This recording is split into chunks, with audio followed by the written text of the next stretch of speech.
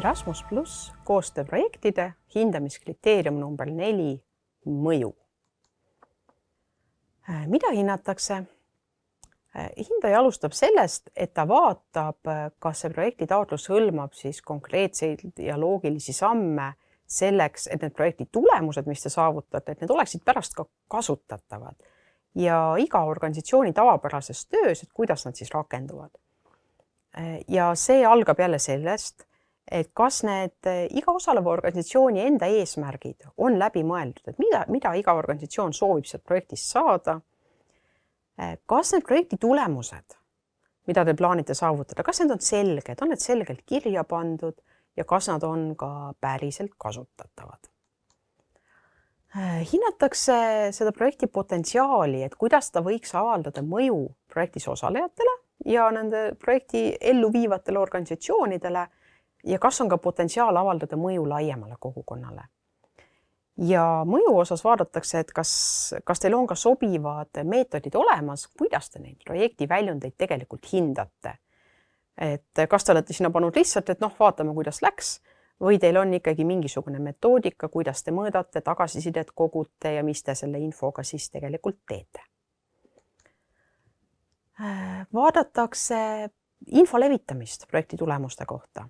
Et kas teil on selleks ka süsteem välja mõeldud, kuidas see info levitamine toimub, kes seda teeb, kuidas see on korraldatud, millise sagedusega, kas see info levitamine on kooskõlas ka projekti eesmärkide ja sihtgrupi vajadustega, et kas nendega ka kokku läheb. Ja kuidas see info pärast projekti kohta kättesaadavaks jääb. Siin on jälle, kui te lähete tagasi siin teiste kriteeriumite juurde, me rääkisime nende veebiplatvormide kasutamisest, et need Erasmus pluss veebiplatvormid. See on ka väga hea koht, mida kasutada, et sinna jääksid need projekti tulemused ja info kättesaadavaks. Et need platvormid töötavad väga hästi teie heaks tegelikult.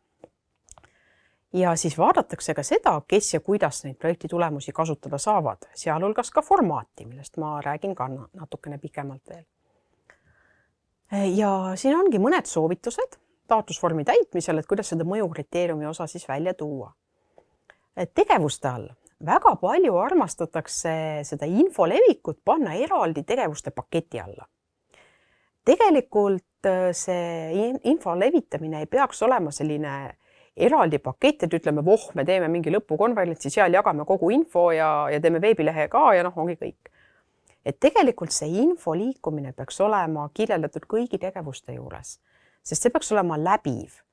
Ka iga üritus, mis te korraldate, et selle kohta eelneva info levitamine, selle järel mingi info levitamine, et see on ka osa tegevustest, mitte eraldi pakett.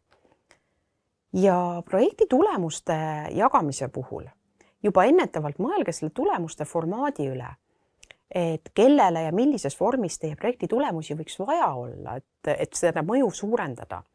Ja millises formaadis oleks neid kõige mõistlikum levitada?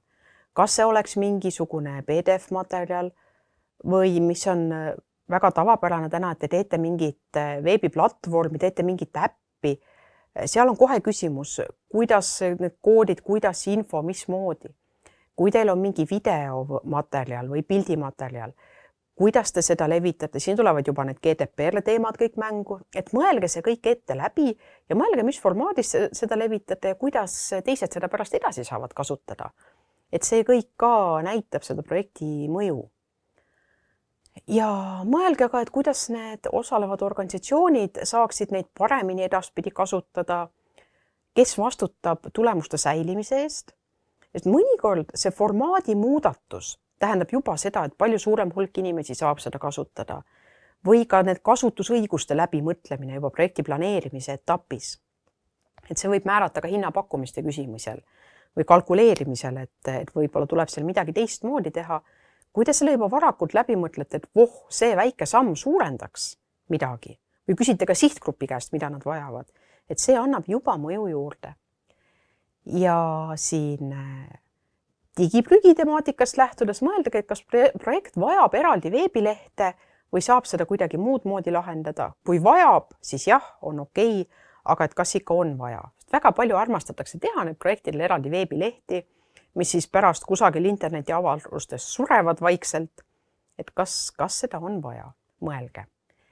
Ja projekti mõju osas ma väga soovitan, et vaadake ära ka Jaan Apsi mõjuteemalised videoklipid, et kuidas siis projektides seda mõju kajastada, kuidas seda mõõta, kuidas seda suurendada, sest Jaan Aps oskab seda väga põhjalikult ja väga hästi lahti rääkida.